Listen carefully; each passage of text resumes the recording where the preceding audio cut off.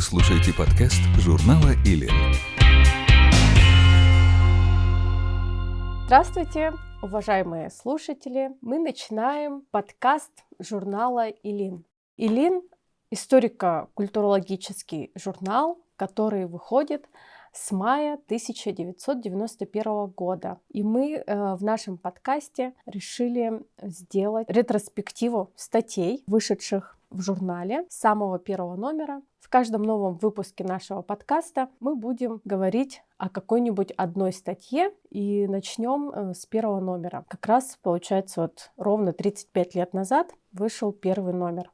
А также мы планируем освещать разные культурные события, происходящие в нашей республике. Таким образом, в первой части подкаста мы обсуждаем статью, а во второй рассказываем о разных культурных событиях. Подкаст буду вести я, Диана Худаева, режиссер творческой группы «Күнү-Колору». И я. Ну, кстати, я сразу хотела добавить, хотела сказать прям так. Говорит и показывает Якутск. Потому что было понятно, что мы находимся в Якутске, и журнал «Илин» – это журнал, который издается в Якутске. Меня зовут Лена Сидорова, я работаю в журнале «Илин» уже много лет. Кстати, Диана так быстро произнесла. 35 лет. На самом деле это 35 лет. Это же целая жизнь. Да, и мы хотим вернуться к текстам, потому что сейчас очень важно обратиться к текстам наших классиков. Классиков и не только классиков. Но еще я думаю, что вы себя тоже недопредставили. Вы же не только один из создателей этого журнала, но и доцент. Да. Я работаю, читаю лекции в Северо-Восточном федеральном университете, я кандидат культурологии. Я не скажу, что я прямо суперэксперт, но я тоже вот так постигаю культуру саха. Да, для чего мы решили, тоже сделать этот подкаст, лично я. Почему мне это интересно? Потому что я надеюсь с помощью нашего подкаста тоже изучить нашу культуру, историю, которую лично я мало знаю, и плюс я люблю говорить. И для меня это немаловажно. Да, это немаловажно. Для меня это самый подходящий жанр изучения. И форма жизни, я бы сказала. Да, и форма жизни. Да. Знаете, тут еще хотела бы я сказать по поводу, Диана говорит, что мы мало знаем. Вообще это касается не только якутской культуры. Как оказалось, мы вообще очень мало знаем свою историю. И это не потому, что мы такие несведущие. На это есть причины. Мы мало знаем историю не только Якутии. Мы мало знаем историю нашей страны, России.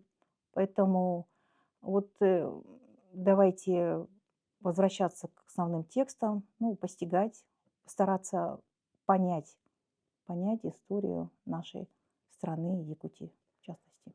Итак, пафосно тогда получается прям. Да, немножко пафосно.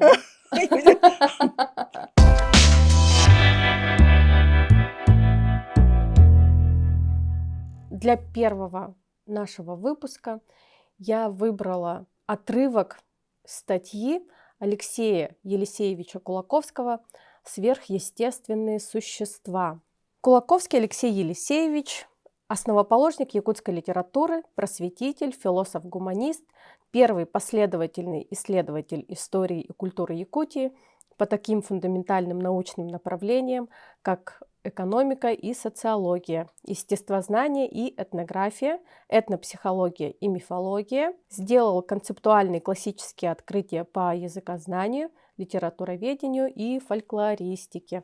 Один из первых учителей Якутии. Так о своем дедушке пишет Людмила Рясовна Кулаковская, его внучка, тоже известный наш ученый. Сейчас Диана перечислила все области знаний, в которых Алексей Алексеевич Кулаковский, Евсекюлях, он работал. Да? И фактически Диана назвала все, что те гуманитарные науки, экономические, с чем это связано. Алексей Кулаковский действительно человек, и время такое у него было. И это был один из образованнейших людей. и это представитель якутской интеллигенции и интеллектуальной жизни, можно так сказать, современным языком говоря. И я думаю, те, кто живет в Якутии, вы все знаете прекрасно его программное произведение «Письмо к якутской интеллигенции». Это программное произведение, ну, как и другие литературные произведения, например, «Заклинание Баяная». То есть они знакомы в большей или меньшей степени, я думаю, знакомы большинству якутян. Вот, это нужно сказать. Кулаковского обязательно, потому что Кулаковский – это наше все. Итак, отрывок статьи «Сверхъестественные существа». Сама статья делится на 5 разделов. Это АИ, Абага, Ичи, Верь и духи, перенятые у других народов.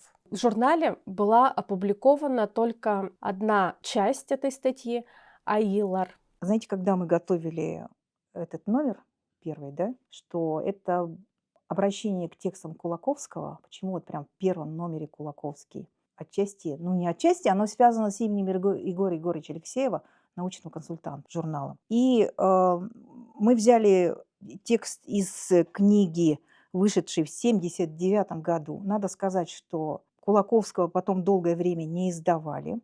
Это вот тоже интересная факт нашей истории. И издания Кулаковского стали осуществляться уже после перестройки и связаны с деятельностью Людмилы Рясовны Кулаковской и института, который был создан, Институт по изучению наследия Кулаковского в университете. То есть, получается, мы вернулись к Кулаковскому вот после такого большого перерыва. И вот, кстати, вот в этом сборнике «Научные труды Кулаковского» написано, что вот эти материалы, они были изданы впервые. Хотя известно, что в 1914 году в Иркутске вышла книга Толоконского «Якутские пословицы, загадки, святочные гадания, обряды, поверья, легенды». И она была составлена из материалов Алексея Кулаковского. А сегодня мы обращаемся вот к тексту этих материалов. И вот Диана нам сказала, что мы решили обратиться сразу к таким существам наиболее сложным, но очень важным, к сверхъестественным существам. Итак, мы подумали, что будет, наверное, интересно прямо нам прочитать, да, всю статью, передать первоисточник, и читать будет Лена Алексеевна. Глава 2, и начинается она с параграфа Аилар. Аи, по верному определению Пекарского, общее название высших существ, олицетворяющих собой начало добра. По-русски можно перевести словом «божество». Аи живут на небесах, по одному семейству на каждом небе, как думают некоторые. Им присущи все человеческие функции и образ жизни, и от людей они отличаются только бессмертием и могуществом. Но одна из главных черт, отличающих Аи от людей, это их справедливость, присущая даже грознейшим из них. Между Аи встречаются как крайне добрые, так и крайне строгие до злобы.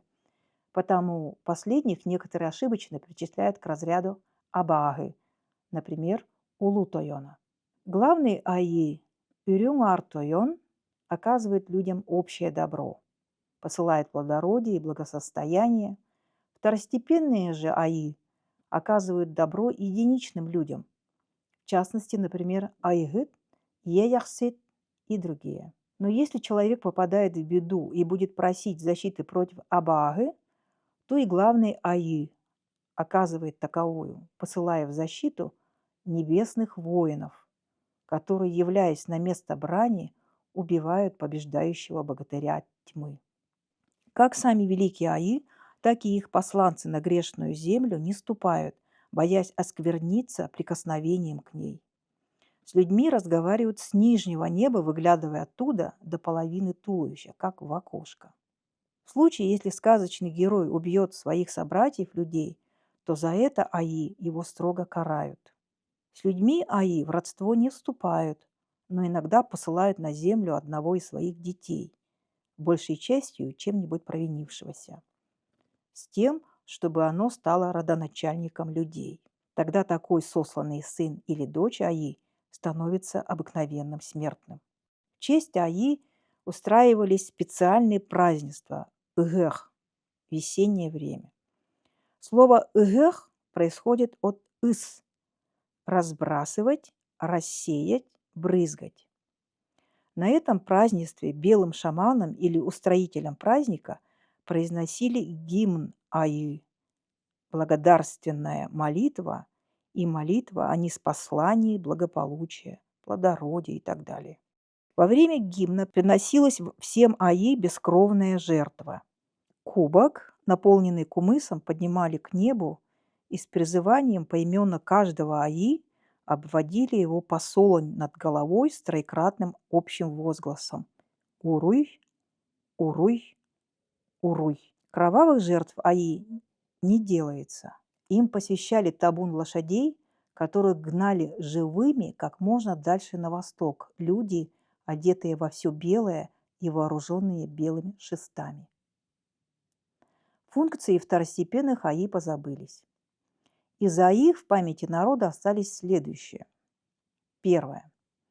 Самый главный из них назывался «Ü tas olbochtach, ümürük koyas tınnar, üs kis bergeheler, üs as beелер, үрюң артойон», что в переводе значит «с седалищем из бело-молочного камня, с дыханиями сильной жары, с шапкой из 3 соболей, подобный белой рыси, белый старец-господин».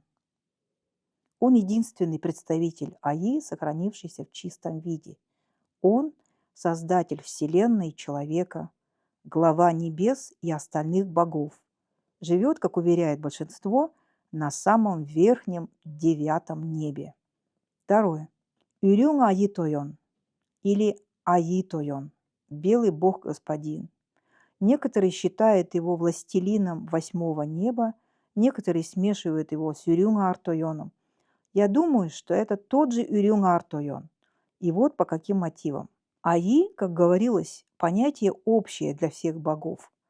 С введением христианства понятие о главном и добром боге Үрюң Артойон смешалось с понятием о христианском боге, у которого функции оказались тождественными с функциями первого. По крайней мере, в существенном, в отношении создания мира, доброты и справедливости. С другой стороны, христианские священники должны были запрещать вновь обращаемым называть Господа Бога таким фигурным именем, как Үрюң Аитойон.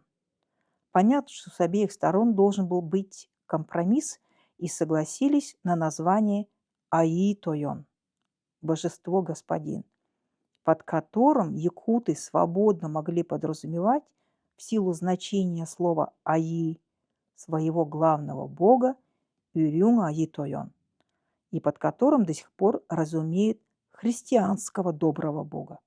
Священники же не могли видеть опасности для христианства в том, что якуты называют бога на своем языке господина богом.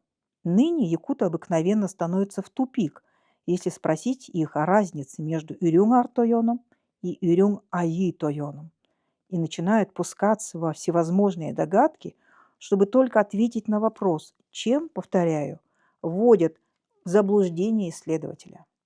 Итак, Аитойон раньше не существовал отдельно от Үрюң Артойона, и это имя позднейшего происхождения христианской эры. Третье. Улутойон – великий господин. Его полные эпитеты Уолугун түрдүгер улар сага урдах, Уолуян угуктар, Улутуяр улутойон. С наплывом под кадыком, величиной с глухаря, пробуждающийся со вздрагиванием, гордый и великий господин. Это ужасно грозное и великое божество, которое больше карает, чем делает добро. Ввиду этого некоторые причисляют его к разряду Абааги. Трощанский также считает его за Абааги, основываясь на том факте, что Улутойону устраивают празднества осенью, а не весной. Этот мотив он выставляет в том предположении, что Абаагаларга празднества делались осенью, но древнего Улутойона следует отнести к разряду Аи, Если он стал Абагой, то только впоследствии, когда грозные его свойства чаще стали отражаться на жизни якутов. Улу Тойона следует отнести к разряду АИ по следующим основаниям. Первое. Осенние праздники, устраиваемые в честь его, могли быть позднейшего происхождения, когда грозные свойства Улу Тойона стали делать его похожим на Абагы. Второе. Если бы Улу Тойон был из разряда Абагы, то он не посмел бы сватать за своего сына дочь Урюн-Ар Тойона, как рассказывается в одной легенде, записанной Серошевским. Третье. Улу Тойон дал людям душу, сюр, огонь и шаманов. Иначе говоря, он сделал великое добро по понятиям якутов. Но никакой Абага не делает добра людям. Они могут делать только в лучшем случае отрицательное зло, не делая того зла, которое могли бы совершить. По всему этому Улу Тойон был, по крайней мере, в древности Аи. В понятии современных якутов Улу Тойон стал почти Абагой, ибо нынешние черные шаманы постоянно обращаются к нему как к причинителю болезней, и создалось много легенд позднейшего происхождения, в которых Улу Тойон фигурирует как Абагы. Улу Тойон покровительствует шаманам, считаясь их отцом. Его имя стало нарицательным и употребляется в отношении сильных и грозных людей, животных, итчи и абагы, с которыми борьба не под силу. Например, говорят «улу киги», «улу кыл», «улу дойду», «улу кютюр». «Улу» по-русски приблизительно «грозно, страшно великий». Улу Тойон живет на южном небе. Трощанский не прав, указывая его местожительство на западном небе. Он семейный, как и прочие аи. Слуги его дрочливы, кони лягливы, коровы бодливы и собаки кусливы. Трощанский, прекрасно выведший происхождение слова «улу», правильно считает Улу Тойон богом, громовержцем по верованиям якутов. Четвертый. Кюрё Дюхэгэй, Дюхэгэй Тойон. Это бог-покровитель конного рогатого скота, живущий на юго-восточном небе. Там, где выходит зимнее солнце, как говорят якуты. И дарующий людям конный скот, который может брать обратно, если одаренный прогневит его. Его также зовут Уордах Дюхэгэй или Дюхэгэй Аи, дарующий отважных мужчин, ретивых коней и тяглых быков. Он старший из 7 братьев. Пятое. Игегей Еяхсит, богиня, живущая на северо-восточном небе и дарующая людям рогатый скот, потому нарицательно называемая Анахсит-Тёрдэ, корень рогатого скота. Сказочники заменяют ее богами-супругами Могол Тойон и Угун Хуяр Хотун, а некоторые богини Хомпорон Хотун и Егей и Еяхсит, некоторые считают также Аигыт рогатого скота. Шестое. Сюнхан, Сюнкен Эрили, Хомпорун Хотояи, бог-покровитель птиц. Он считается отцом орла и жестоко карает человека, убившего орла. Человек, убивший орла, страдает болезнью, похожей по описанию якутов на пляску святого Витта, и умирает в страшных муках. Слово «хотой» по-русски – орел. Хотой Аи летает в образе темно-сизого орла, Карадягл Тойон, и иногда дарует людям скот масти Карадягл. По Преклонскому этот приплод бывает физически слабым и с преобладанием самок. Седьмое. Андяген, Джай Бурай, Орой Бурай, Бурай Дохсон, Уордах Джагыбыл, Сюн Джаген, Сюрдях Кептях Сюге Бурай Тойон. 7 имен одного и того же бога грома. Некоторые думают, что это имена 7 братьев богов грома. В сказках небесного богатыря сына грома называют или Бурадохсун, или Орой-Бурой. Слова всех приведенных имен непереводимы, но в них слышится для якутского уха что-то ужасно сильное, стремительное, разящее, гремящее. Гром есть стук копыт коня бога грома, молния — топор его, которым он разит нечистые силы, спрятавшиеся где-нибудь в дереве, доме и тому подобное.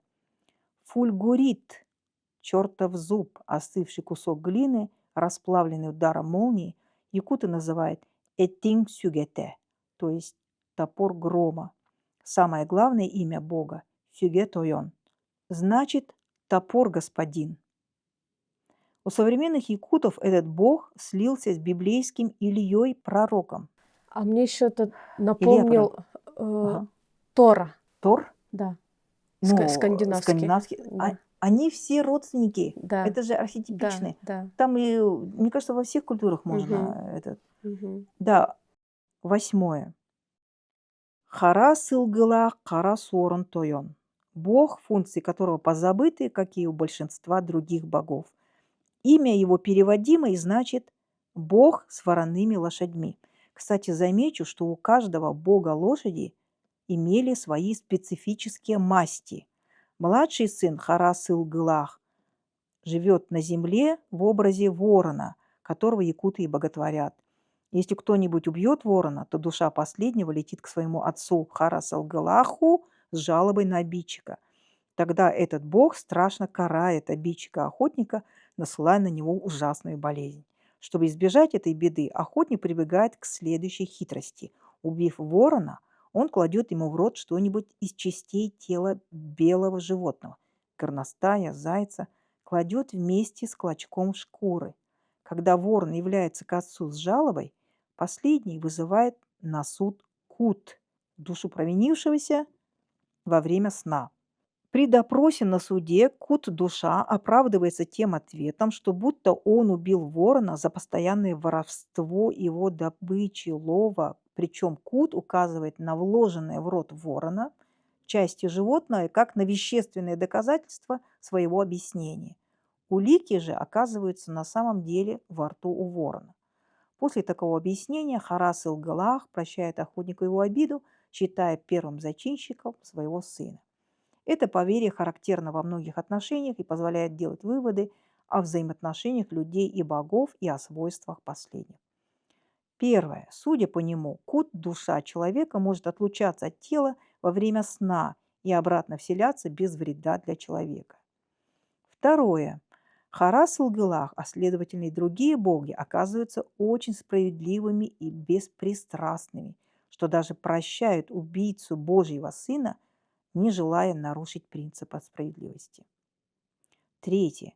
Ворон является на небо в таком же виде, в каком был в момент смерти, то есть является на суд с нежелательными для него признаками преступления, вложенными в рот коварным охотником. Чем это объяснить? Значит, якуты верили в то, что все принадлежности, находящиеся при покойнике, доходят с ним до того света и там приносят пользу владетелю. Не это ли поверье послужило основанием того, что якуты находили необходимым снабжать покойников одеждой, посудой, пищей? 9. Танха хан Тойон. Бог рока и судьбы, предугадывающий и предопределяющий судьбу человека.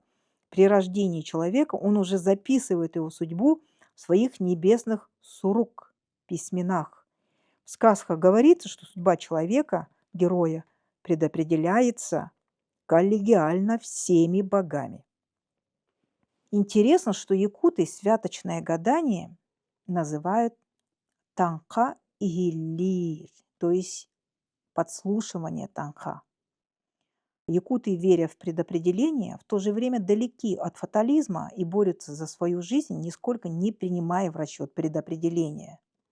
Про танха якут вспоминает лишь последнюю минуту в жизни, когда видна неизбежность смерти от какого-нибудь несчастного случая, тогда якут восклицает: «О, как ужасно оказывается предопределение танха!» 10. Джилга хан тойон.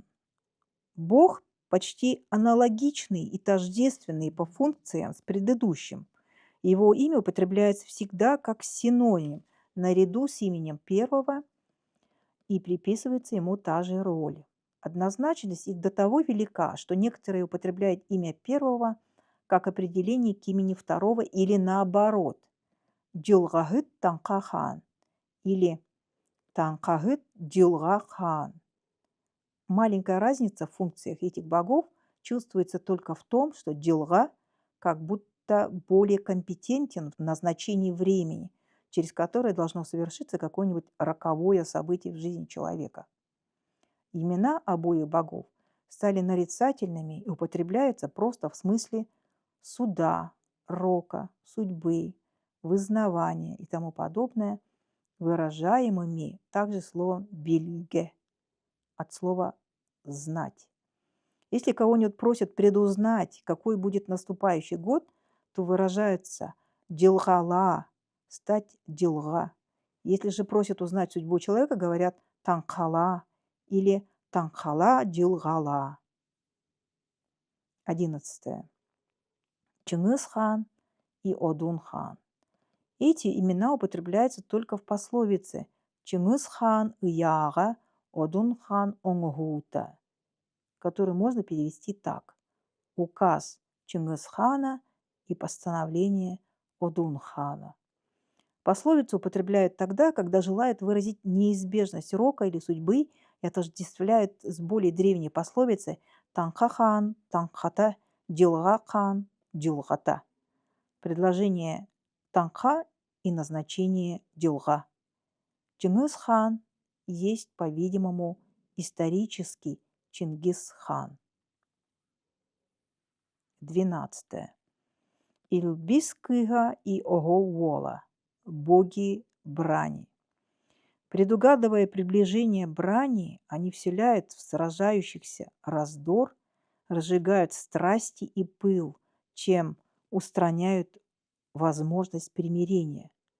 Они помогают побеждающей стороне скорее завершить победу, помогают, вселяясь в виде огней в острия орудий войны, придавая им большую разительность и интенсивность. В сказках эти боги бывают всегда на стороне богатыря света. Последний, убив противника, вынимает его сердце, печень и легкие, вдевает их на конец копья и, высоко подняв их к небу, поет, призывает богов Ильбис-кыга и Огол-вола на кровавый пир. Боги слетаются в виде двух воронов и радостно приступают к пиршеству. Улетая же, они благодарят богатыря и шлют ему благословения и пожелания, чтобы он всю жизнь воевал, имел успех и звал бы их на пир. Богатырь или преступник, который с оружием в руках намеревается сразиться или просто убить кого-нибудь, не может воздержаться, если в нем вселилась илбис, страсть к действию оружием, и он теряет рассудок, желая лишь крови. Ильбигереш. В старину, готовясь к войне или сражению, просили шамана, чтобы он вселил в оружиях илбис, для чего шаман обращался с призыванием и мольбой к богу Ильбис и его дочери Ильбис-кыга. В общем, Ильбис-кыга и Огол-вола считаются злыми божествами, так что современные якуты считают их абагы. Вот это, кстати, очень важный момент, который не забывать бы, да? Все-таки абагалар буллади. Нет, почему? Он же говорит, что наоборот они боги, а современные якуты считают их абага. Ну Современные. да, вот современные, ну и мы же современные якуты же. Ну а так-то они же боги, просто Они злые. боги, да. И в то же время вот среди всех богов именно они абагалар буллади. М. Потому что Трощанский пытался вот этого бога Улут-Тойона, да, считать абагал. Он это сыганин, это. А вот про Ильбис, вот он говорит, что, ну, окемня сахалар считали их абагалары. Да? Вот это интересно. Вот это очень интересный момент. Такой метаморфозе содействовало христианство. Нет сражения без убийства, а убивать грешно. Следовательно, бог войны, то есть поощритель ее, должен быть абагы, Также свойства богов брани, всегда желающих крови, резко отличающиеся от свойств других богов, делают их похожими на абагы. Более популярной и древней была Ильбис-Кыга, которая, собственно, и была специальным божеством брани. Ее отец Ильбис считался одним из 7 братьев богов Кюрё-Дюгевей-Аи. 13. Аигыт и Иеяхсит. Богини, более других божеств, принимающие участие в жизни человека, потому более других почитаемые. Функции этих богинь отчасти позабылись, а главное смешались между собой. В песнях, сказках и в обыденном разговоре имена их всегда употребляются вместе, ввиду чего представления о них у многих смешиваются. Но все-таки по некоторым данным видно, что функции у них были различные, сливаясь лишь в некоторых случаях. Живут они на нижнем восточном небе и спускаются оттуда, окруженные ореолом света, в виде богато одетых пожилых женщин. Эден, Эрден. Иеяхсит или Нельбей Иеяхсит, редко Хан Иеяхсит, Эден Аю. По своим функциям близко подходит к христианскому ангелу-хранителю. Она заботится о безопасности человека в течение всей его жизни. Некоторые думают, основываясь на выражении поговорки «Эр-кихи еяхсите джахтар-кихи айгыта» «Еяхсит мужчины, айгыт женщины», что еяхсит покровительствует исключительно мужчинам, а айгыт – женщинам. Но это неверно. Сочетание слов в приведенном выражении сделано ради аллитерации. Не только женщины, но и домашний скот находится под охраной своего еяхсит. Последнее бывает не у всякого смертного, а у более счастливых людей и животных, или, вернее, счастливыми бывают те, которых охраняет Иеяхсит. Самые эпитеты у Иеяхсит говорят, что она заботится о благополучии человека. Эпитеты эти таковы: «Ыра ырдылах, төлкө түргүлях, кескил кехилях эден Иеяхсит». Иеяхсит с добрыми пожеланиями, с тароками из прочных предопределений, с гостинцем из счастливой обстановки. Ахтар айгыт или налгыр айгыт или Нельбей айгыт – богиня, заботящаяся о размножении людей. Она вместе с Иеяхсит и спрашивает у Үрюнгар Тойона душу Иекут ребенка и внедряет ее через темя мужчине. В сказках говорится, что Айгыт или Иеяхсит приносит на землю душу ребенка мальчика, превратив ее в нож или стрелу, а душу девочки в ножницы. Белые шаманы обращались к Айгыт с просьбой о том, чтобы она подарила душу ребенка к покровительствуемому ими лицу. Айгыт является при родах и помогает благополучному разрешению от бремени. Она имеет власть дарить или не дарить ребенка, вернее, без ее ходатайства пред Үрюнгар Тойоном женщина не может стать беременной. По мнению Трощанского, Айгыт соединяет при рождении ребенка все 3 элемента его души – Иекут, Боркут и Салгын-кут в одну душу Кут. Но я, к сожалению, ни в каких видах словесного творчества не встречал указаний на это. У каждого вида домашнего скота бывает свой айгыт. Из них айгыт собаки может дарить дитя женщине. Чтобы привлечь расположение этой айгыт по имени Нурулуя, женщина должна хорошо обращаться с собакой при ее родах, кормить и ласкать ее. Также устраивают пирушку на проводах Нурулуя, прося у нее ребенка. Ребенок, кут которого выпрошен у Нурулуя, бывает несимметрично развитыми лицевыми костями. Одна половина лица бывает больше, другая меньше, а впоследствии этот ребенок имеет обыкновение мочиться у каждого кустика, подобно кобелю.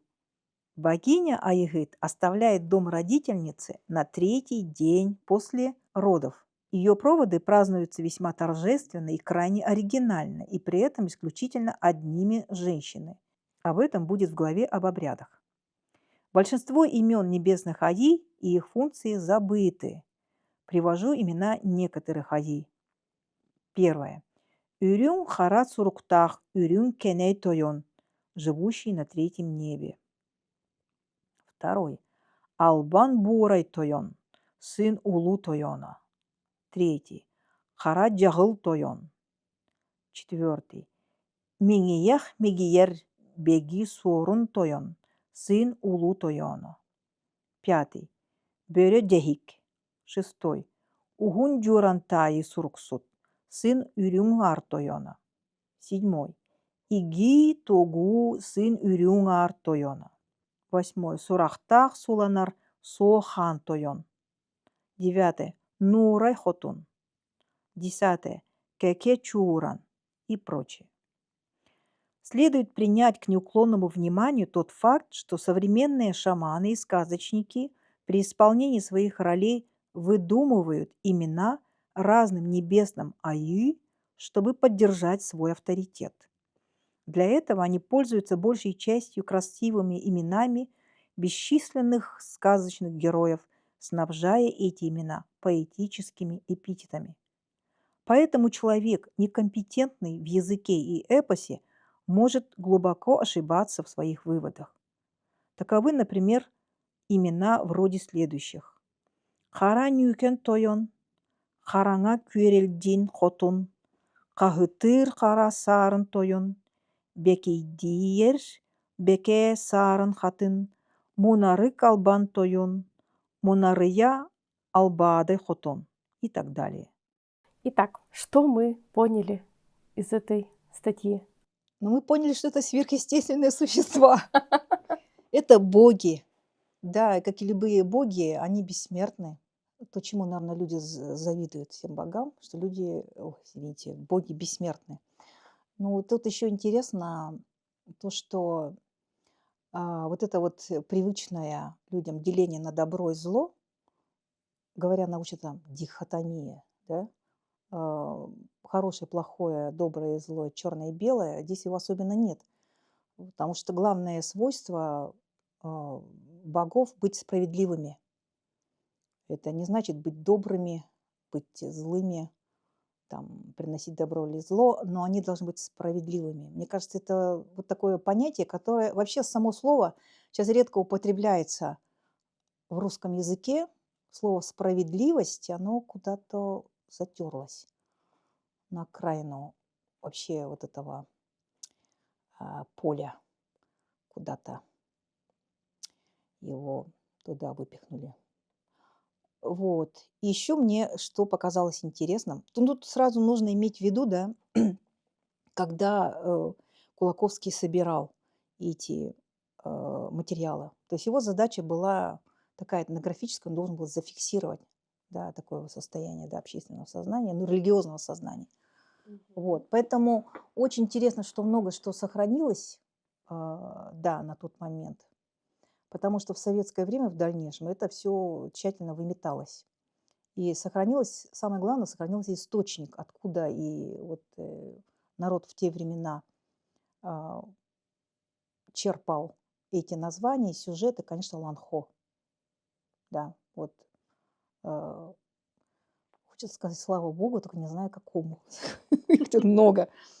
Но что это благодаря Ланхо вот эта картина мира, она сохранилась, она устно передавалась. Вот. Что мне еще показалось здесь важным? То, что вот эти названия богов и количество небес, действительно об этом можно спорить. Кто-то может говорить, что там небес больше, там 12. Кто-то скажет там 8, кто-то скажет 13 и так далее. Тут Кулаковский четко нам дает понимание того, что это действительно может быть сколько угодно, потому что все-таки это интерпретации, это такой процесс творческий. И многие ланхасуты тоже придумывали названия, вот эти эпитеты. То есть надо понимать, что устное народное творчество — это вот как река, которая постоянно течет. Это постоянный процесс.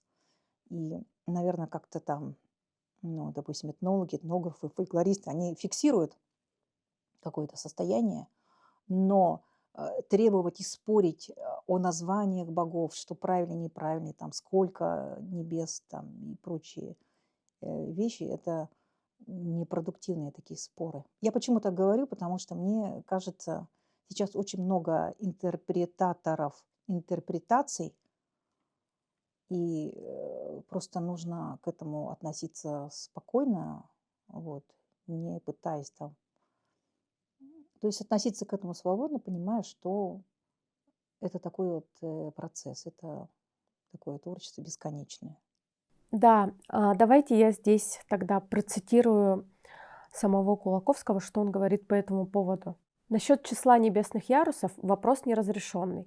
В сказках и былинах говорится как о 8 и 9-ярусном небе, так и трехярусном.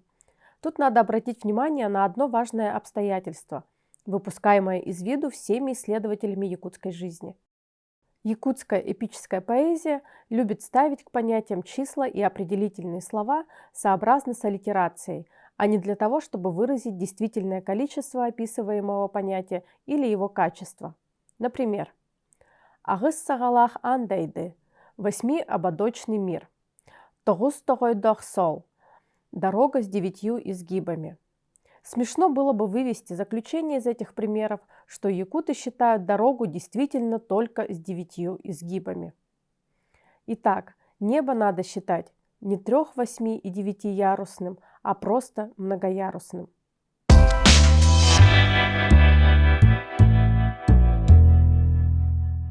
Вот буквально сегодня утром я наткнулась на один пост. Значит, автор этого поста пишет, что вот Еяхсить, например, что она именно покровительница женщин. Хотя вот у Кулаковского мы читаем, например, да, что Еяхсить наоборот считали покровительницей мужчин, что неправильно. На самом деле она покровительница всех людей.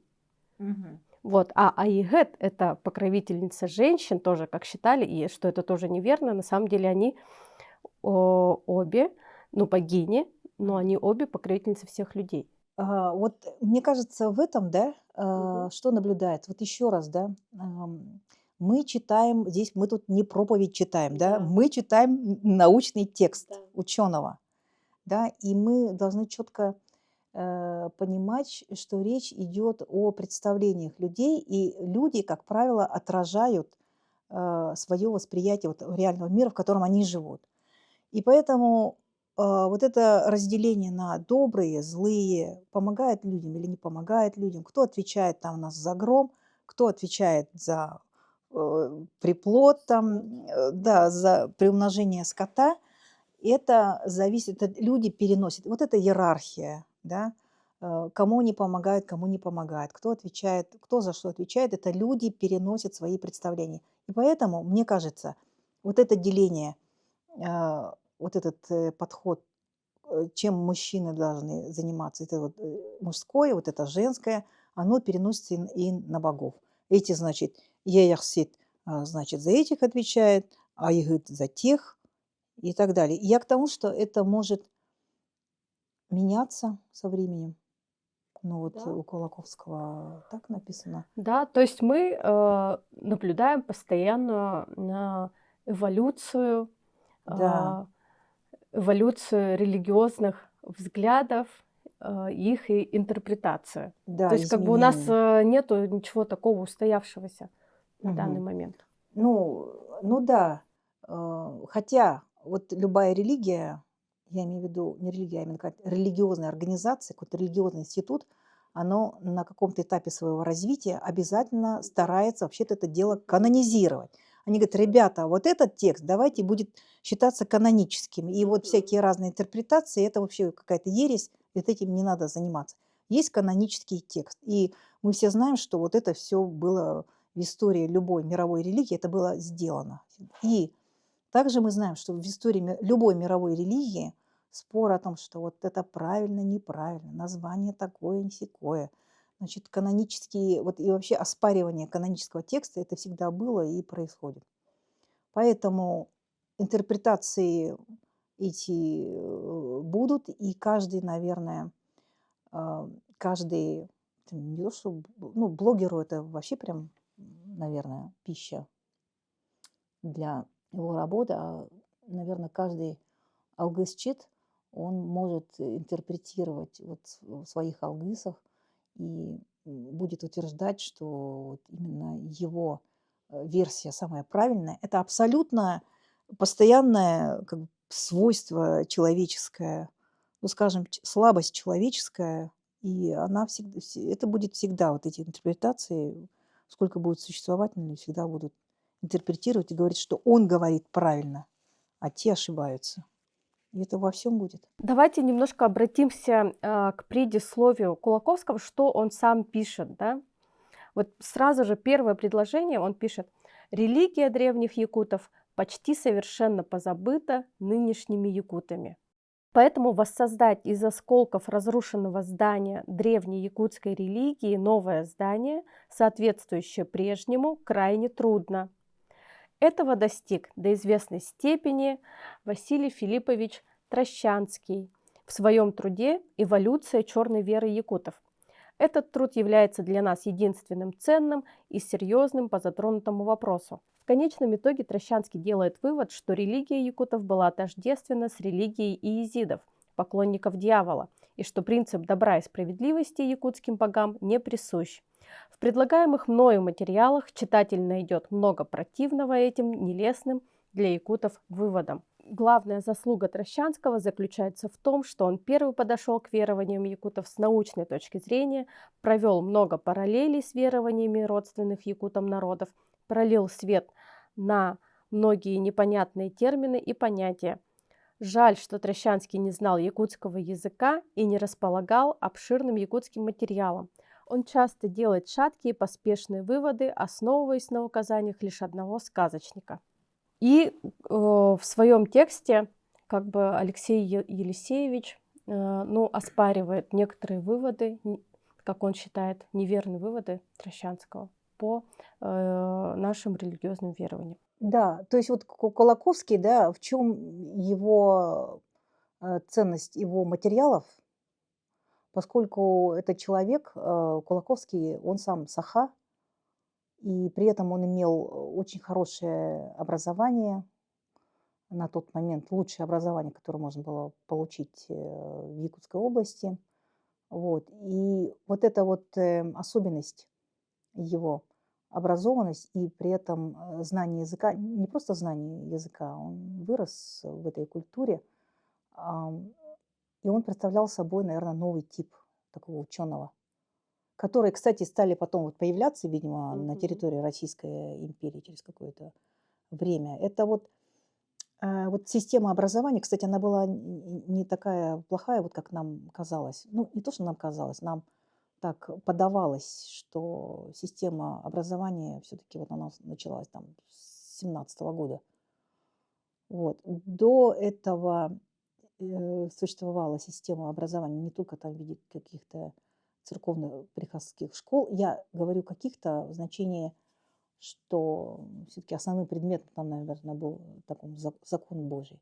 А вот светское образование, оно ведь тоже было тогда. И Алексей Кулаковский, кстати, закончил вот эту школу, Чурапчинскую начальную школу, которая была, если не ошибаюсь, открыта в 1870 или 1872 году. Вот. И потом дальше продолжил образование. То есть это вот один такой вот пример вот такого ученого.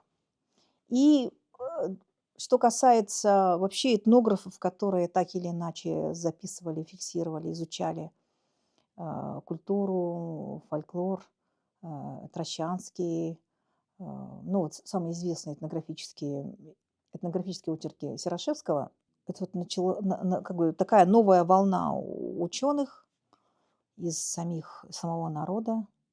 Ну и вот до сих пор это и развивается, этот период. Да, вот что, например, сам Кулаковский пишет, да, по этому поводу. Я также предлагаю вниманию читателей лишь сырой материал, но более разносторонний и охватывающий все стороны якутского культа. Я сам природный якут, рос и воспитывался среди костных якутов и вне сферы влияния русского языка. Верил я во все то, чему верили окружающие, и все то, что предлагаю в материалах, я впитал в себя вместе с молоком матери. Потому никаких ссылок на разные источники, за редкими исключениями, не делаю. Кто верит в показания вообще якута, тот пусть поверит и мне, но пусть верит только как единичному индивидууму, а не как абсолютному выразителю верований якутов, так как у меня могут найтись факты и мнения, не согласные с большинством других мнений. Да, вот это очень важное замечание. Это сейчас бы назвали бы современным языком, вот это вот этика научная. Да, и вот ведь даже он не считает себя абсолютным выразителем вот этих представлений, верований, да. Поэтому вот, наверное, всем, кто пытается изучать и транслировать верования, тоже это нужно иметь в виду. Почему я выбрала нам для обсуждения эту статью? Когда оказываюсь где-нибудь там за пределами России, ну даже в самой России, всегда спрашивают в первую очередь, а какая у вас религия? Ну, один из первых вопросов бывает, какая у вас религия? И чаще всего я не могу ответить, что же все-таки такое наша религия. Потому что это и не шаманизм, да, но это и не тенгрианство, это и не язычество. А мне хочется сказать, и шаманизм, и тенгрианство, и язычество. Я хочу опять процитировать Кулаковского. Вера якутов была далека от идолопоклонства и шаманизма. Она перешла эту стадию на несколько ступеней. Шаманами неправильно называют жрецов, служителей белого и черного божеств. Развивалась якутская религия по общему ходу развития естественных религий. Если бы развитие ее не было прервано христианством, то оно приняло бы еще более устойчивые и законченные формы. Но, несомненно, злое начало в природе взяло бы перевес над добрым, так как якуты на новой родине ничего хорошего не видели, кроме бед, несчастий, и тогда вера действительно близко подошла бы к верованиям и езидов.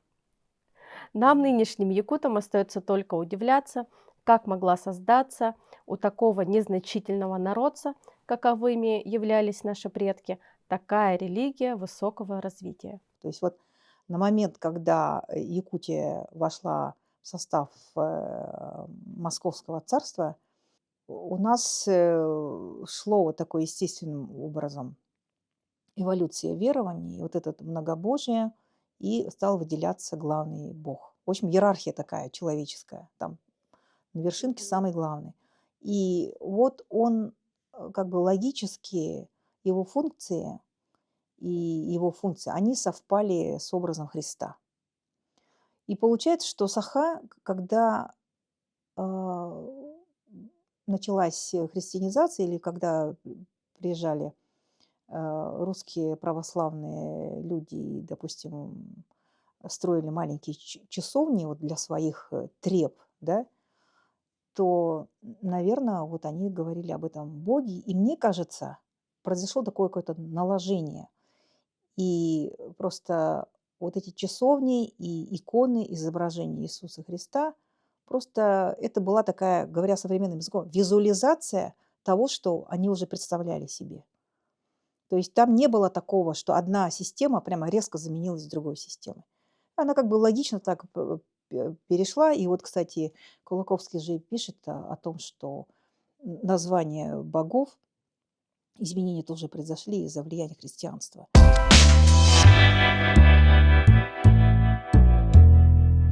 Переходим к культурным событиям нашего города. Я скажу, что мне показалось интересным в последнее время, да? Да, во-первых, скажем, что сейчас мы записываем наш подкаст 2 мая.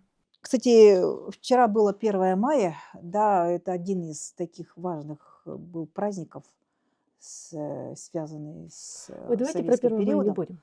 Нет, а про 1 мая мне очень любопытно. Я вчера вышла погулять, я шла по мосту около Синема-центра, и ко мне подбежал дедушка, у него в руках было такое сделанное из бумаги гладиолус, Прям такой бумажный, очень хороший гладиолус был. И в руках еще был флаг. И он ко мне подбежал, видя, что я шла со стороны центра, он подбежал ко мне и очень-очень растревоженный говорил: где? Вот там идет что-нибудь? Вот он «Цахалыйтер, ага». А я не знаю, я говорю: ой, там что-то вроде есть, ну, никого. Видели ли вы кого-нибудь? Спросил он меня. Я сказала: никого не видела, ответила ему. Ну, говорю, вы сходите, может, что-то и будет. И вот он дальше побежал по этому мосту, неся в руках вот этот бумажный гладиолус и флаг Республики Саха, кстати. Очень такой симпатичный дедушка был. Это было 1 мая. Из культурных событий в художественном фонде проходят 2 очень любопытные выставки. Первая выставка художника. Николая Григорьева. Интересная выставка. Мне было очень интересно взглянуть на его работы, потому что это такое современное искусство, и это развитие вот этой вот графики. Мы, кстати, сегодня начинали же говорить с обложки, упоминали Юрия Ватякова. Это представитель вот такого расцвета якутской графики 70-е годы. Вот. А вот это вот затем наступила такая как бы пауза, вышли живописцы. И вот тут такое любопытное явление, что вот графика, это, кстати, ученики вот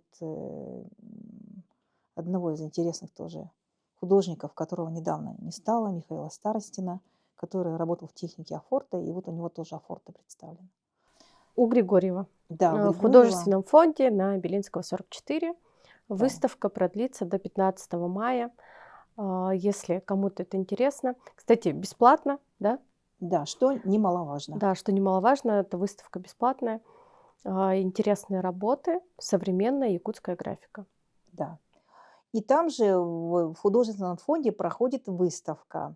Выставка фоторабот Александра Петрова и группы «Фотомастер». Выставка посвящена памяти Александра Петрова. Сам он родом из села Тасюрях Мирнинского улуса. И что интересно мне показалось, она кажется совершенно обычной. На ней очень много приятных фотографий. Пейзажи красивые, это лошади красивые, дети. Ну, все очень... Кстати, очень интересный портрет Мандарус. И мне кажется, да, 2026 год. Вот если рассматривать вот эти фотографии как некий текст, точно так же, как и в том, о чем говорится и пишется, сейчас такое время, когда важно понимать, о чем не говорят, о чем не пишут, и точно так же, если говорить о визуальной культуре, то, о чем не фотографируют, и то, чего не выставляют. Потому что выставка очень приятная, она очень красивая, она полная жизни, такая красота, лето, ягоды, небо голубое, солнце. И вот начинаешь понимать, что люди считают возможным и нужным репродуцировать, фиксировать. И чем больше там солнца и красоты, начинаешь понимать, что очень важно то, чего они не фотографируют и не фиксируют, и еще считают недостойным фотографирования. Наверное, это следующий этап в развитии любого фотографа. Вот это я хотела сказать. Угу. И следующая выставка, которая называется «Кюлюмнюр», проходит в квартале труда. Это выставка молодых художников, которая тоже продлится до 15 мая и тоже бесплатно. В общем, интересно, советую, сходите, посмотрите. Да, и сами составите свое мнение. Мне еще запомнился разговор, который вот состоялся, где вы отметили, что кюлюмнюр все-таки, ребята, значит, кюлюмнюр перевели как сияние, а вы обратили внимание, что перевод не совсем корректный, потому что кюлюмнюр это будет глагол. Это скорее сиять, а не существительное сияние. Кюлюмнюр это скорее, ну, кюлюмнюр, оно отражает как свойства, да, какого-то предмета, но все-таки это скорее причастие. То есть, да, причастие связано именно вот с действием, то есть какой-то признак, в котором отражается именно действие. И вот это вот, это имеет большое значение, когда в признаке отражается вот действие. Ну, это причастие, в общем, когда вот, да, я вчера же говорила, Нюргун Буатур стремительный, а он, может быть, даже больше Нюргун Буатур стремящийся. И, кстати, у Кулаковского мы сейчас тоже вот читали, там очень много причастий. Может быть, в переводах с якутского на русский язык, наверно, хороший переводчик, вот он будет стараться применять вот эти причастия. Кстати, вот в переводах Оланхо, там же вот это вот причастие в основном все. Да, и вы упоминали работу Да, ученого, как раз вот да, говорил о причастиях. Может, об этом тоже да, расскажете? это вот на одной из конференций Гаврил Григорьевич Таратоев, это ученый, исследующий якутский язык, директор Института языков и культуры народов Северо-Востока. Вот одно, да, он выступал, и вот это его исследование было посвящено именно причастиям. То есть это, ну, такие небольшие штрихи и детали, которые, кажется, могут интересовать только узкий круг ученых, они многое что проливают свет на вот тот же культурный код, которым сейчас все прям занимаются. Вот, потому что все-таки в языке много что сокрыто. Это не столько какая-то там такая декоративная штучка, а сколько способ мышления, способ как бы оценки свойств каких-то явлений и характеристик человека. Не то чтобы там человек Homo sapiens, перевод человек разумный на русский язык, а на якутский, может быть, надо было перевести человек разумеющий, красный, краснеющий, стремительный, стремящийся. Сахалар, может быть, вот такие мы и есть, стремящиеся. И еще 30 апреля было открытие выставки Лены Гоголевой, театрального художника, в Национальном художественном музее. Да, Лена Гоголя – это известный художник. С ее работами связаны первые постановки, не самые первые, может, но первые постановки спектаклей режиссера Андрея Борисова.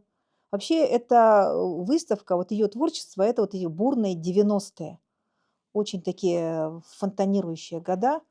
Так, А мы, кстати, не сказали о главном событии, о презентации книги Олега ой, кстати, Сидорова да. «Амгина».